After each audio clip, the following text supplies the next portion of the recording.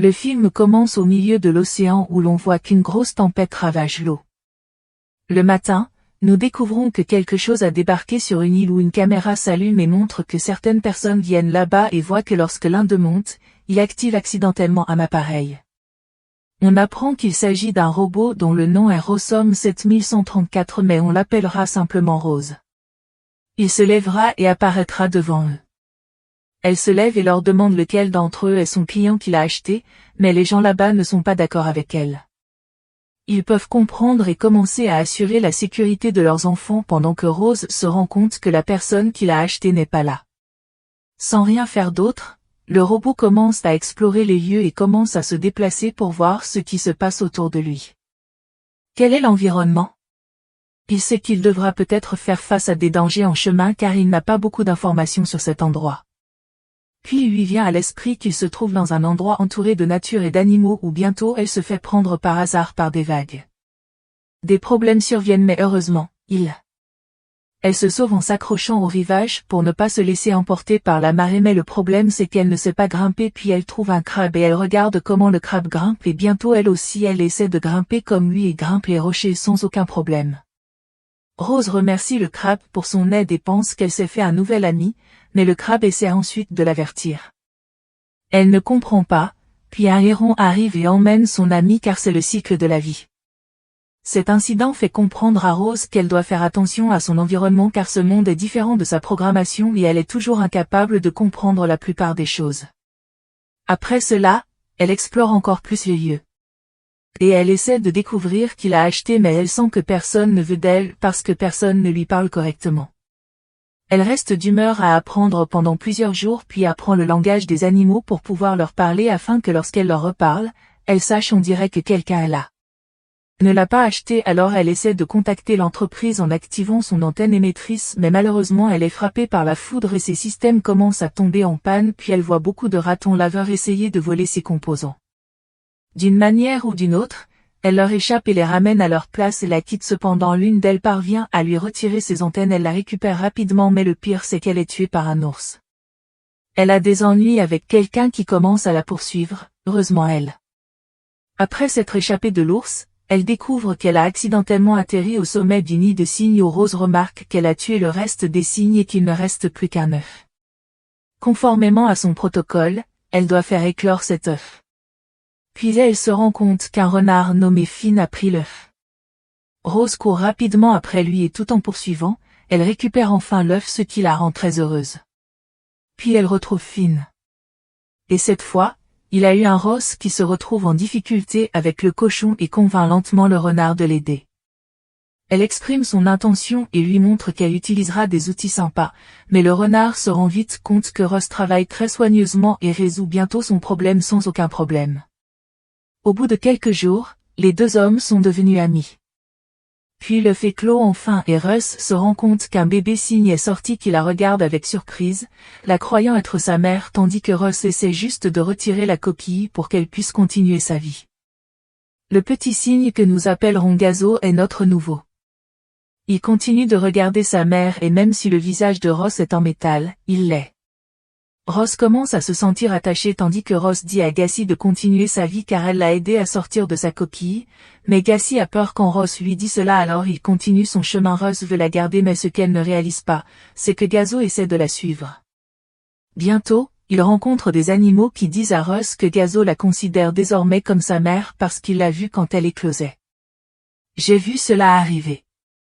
Ils expliquent que maintenant il devra s'occuper de Gaz jusqu'à ce qu'il grandisse et puisse s'envoler de l'île en été. Russ se rend compte que Gazo la considère comme sa mère mais elle dit qu'elle ne sait pas comment faire ça. Au même moment, la mère de Rodo, qui pourrait être un autre animal, lui dit qu'elle lui dit des choses importantes. Après cela, Ross commence à donner des conseils sur l'alimentation et les soins du chien et sur d'autres choses de base. Peu à peu, l'attachement de Ross envers le chien grandit et elle le nomme Brillance parce qu'elle remarque l'étincelle dans ses yeux. Ross passe plusieurs jours à s'occuper de Brillance et se rend compte qu'être mère est plus facile à dire qu'à faire. Non, Brillance continue de causer des méfaits comme les autres enfants. Un jour, Russ découvre que Brillance a cassé son antenne émettrice, l'empêchant de pouvoir contacter ses créateurs.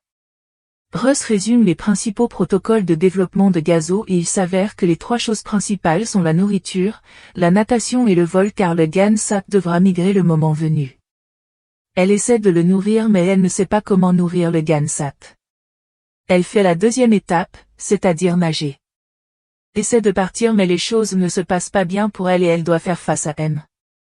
Une bagarre éclate au même moment où Finn le renard arrive et propose son aide. Finn se rend alors compte que Ross est un robot qui suit strictement sa programmation. Finn emmène Ross chercher une variété de nourriture.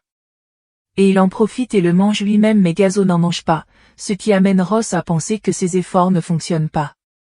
Finalement, Finn lui montre que Brillance ne mange que de simples insectes. Ross en est maintenant à sa première phase. Dans Suicide, Finn lui dit que Brillance n'est beaucoup plus petite que la normale et que s'il n'avait pas rencontré Ross, il n'aurait peut-être pas survécu très longtemps. Finn suggère qu'il mange Brillance lui-même pour que Russ n'ait pas à s'occuper de lui, mais Russ refuse parce qu'il veut s'occuper de Shine Brillance. Elle veut tenir sa promesse jusqu'à ce qu'elle soit prête à migrer. Puis Finn lui dit qu'elle aura besoin d'un abri pour prendre soin de Shine. Rose se met immédiatement au travail et provoque beaucoup de chaos sur l'île. Commencer à construire un abri Brillance essaie également d'aider autant que possible, petit à petit on voit. Rose commence à enfreindre son protocole même si elle sait que cela ralentit les choses, alors elle laisse Brillance faire le travail petit à petit, la tolérance s'estompe lentement, mais au moment où le soleil se couche, l'abri est prêt. Il se prépare à se reposer lorsque Monsieur Castor passe par là et leur dit d'une voix effrayante que la maison est une copie de son projet. En entendant cela, Shine a peur et pense qu'il ne pourra pas dormir.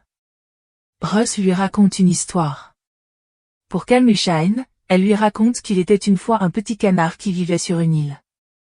Ross l'interrompt et lui dit qu'il est seul parce que sa famille est allée au paradis mais Finn l'interrompt pour qu'il ne dise pas toute la vérité à Shine car il n'est pas prêt de lâcher prise. Puis Finn raconte l'histoire.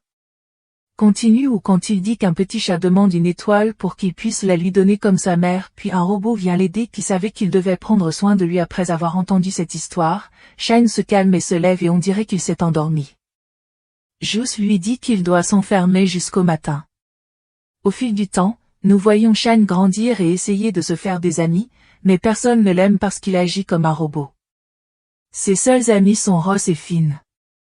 Ross essaie d'apprendre à nager à Shine et invente des techniques de nage à l'aide d'un tronc en bois. Shine n'aime pas ça au début, mais finalement, Ross apprend à nager.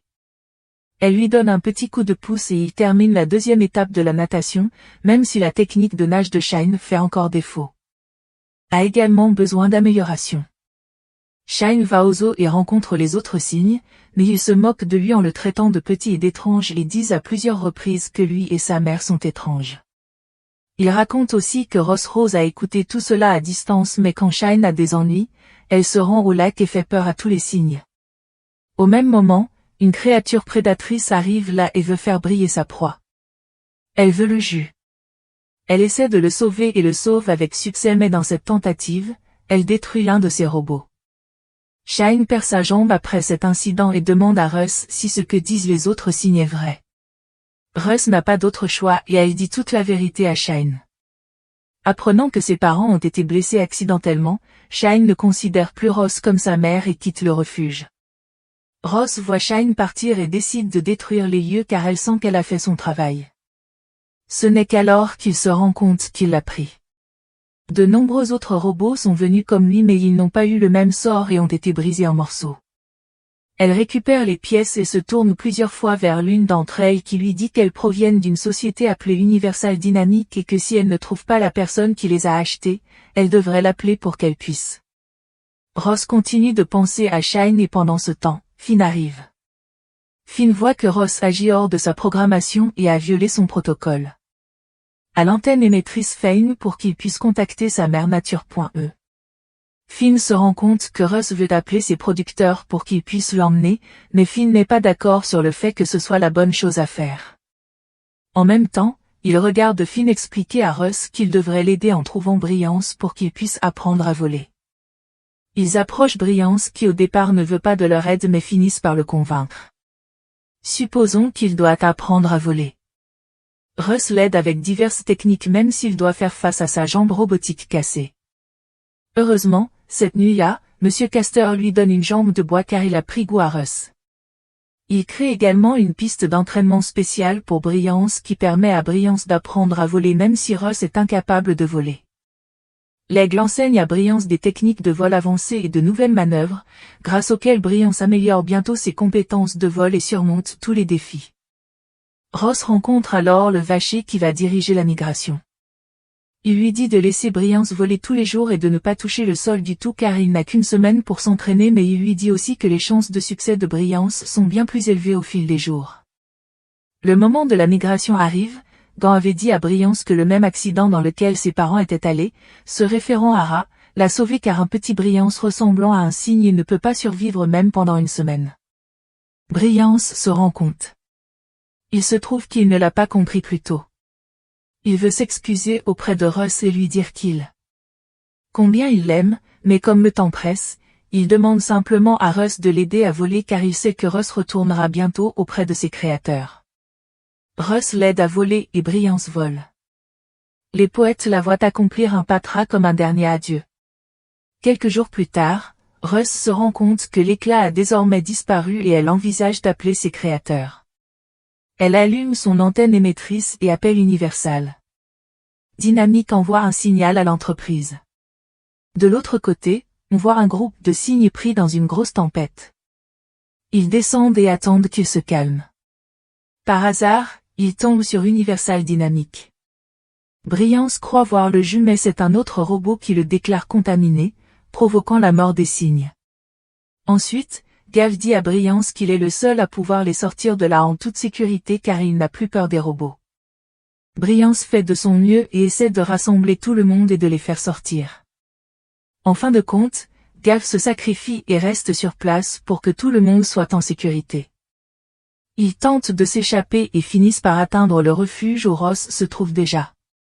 Ross leur dit qu'elle avait éteint son antenne émettrice pour attendre le retour de Brillance et voir ce qu'elle avait fait. Qu'ils aient réussi ou non, ils ont également découvert que le refuge n'était pas aussi mauvais qu'ils le pensaient au départ. Les deux hommes ont alors commencé à fournir un abri à d'autres animaux venus chercher de l'aide au refuge. Au fil du temps, ils ont découvert qu'il n'y avait qu'un seul animal, Allosome. Ross va le chercher pendant que les autres animaux ont une petite confrontation. Le chaos commence alors qu'ils vivent tous ensemble. Tout est en désordre chez Russ, Allosaurus mais son énergie est faible alors Finn calme tout le monde et explique que Rosie est celle qui a aidé tout le monde et a aidé Brillance. Russ, manipulé, dit à tout le monde qu'elle devra sortir tout l'hiver et espère que tout le monde se comportera bien. Les animaux disent avec émotion qu'ils vivront bien s'ils sont enfermés ensemble. Bientôt, Russ récupère son énergie grâce au soleil. Et elle voit que le troupeau de cygnes est également revenu de voyage. Elle retrouve Brillance dans l'espoir de voir s'il a réussi sa mission. Elle est heureuse de voir que Brillance a non seulement réussi, mais qu'il dirige tout le groupe et que de nombreux amis le remercient. Russ se rend compte que son enfant est désormais avec les bonnes personnes. Dans le même temps, Finn accueille Brillance et Brillance se rend compte que Russ n'est pas encore parti avec ses créateurs. Ils partent à sa recherche mais se rendent compte que Ross Now Shelter n'est pas dans le jus, c'est pourquoi ils appellent leur créateur. Mais il se souvient des bons moments passés avec Brillance. À ce moment-là, un navire d'Universal Dynamique arrive et un robot nommé Vandara atterrit. Il révèle qu'il est un chasseur qui attrape des robots en fuite. Il dit à Russ qu'elle et d'autres robots étaient emmenés sur un navire pour livrer aux clients, mais qu'ils ont perdu leurs traces à cause d'une tempête. Bandara explique que ce n'est que lorsque Russ a allumé son antenne pendant quelques secondes qu'ils ont pu le retrouver mais elle dit aussi qu'elle soupçonne que c'est parce que Russ a délibérément éteint son antenne.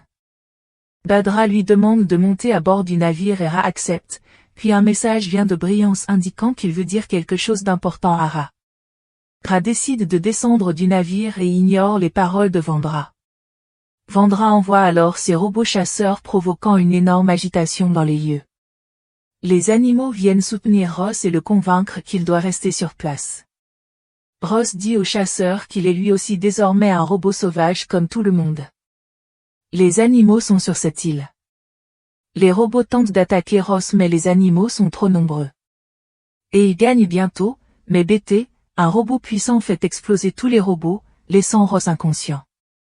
Profitant de cette opportunité, Vandara l'emmène sur son navire et lui pose des questions sur ses souvenirs car il a besoin de comprendre pourquoi Ross s'est comporté comme il l'a fait afin d'éviter de commettre des erreurs similaires. L'histoire atteint son point le plus émouvant lorsque Brilliance se lance dans une mission audacieuse avec sa bande de cygnes pour sauver sa mère Ross. Ensemble, ils tentent de s'échapper du navire lorsque Brilliance voit que Ross a été décollé. Quand tout semble perdu, alors la voix de Brilliance parvient à Ra qui lui exprime son amour et avec ce miracle, Ra se réveille à nouveau. Elle se réveille et lui dit qu'elle l'aime aussi, mais Ra. Ils sont surpris de constater que Russ s'est redémarré et que ses souvenirs sont intacts, mais Tra essaie de les capturer tous les deux pour une enquête plus approfondie. Dans un ultime effort, ils utilisent des aimants pour désarmer Tra alors que ses pouvoirs diminuent, mais Montra les prévient. Réalisant qu'il n'y a personne à bord du navire qui le pilote, elle se rend compte que d'autres robots seront bientôt envoyés pour les capturer et qu'ils doivent s'échapper rapidement. Russ enlève certaines parties vitales pour faire de la place à Brilliance car son aile est blessée et elle ne peut pas voler.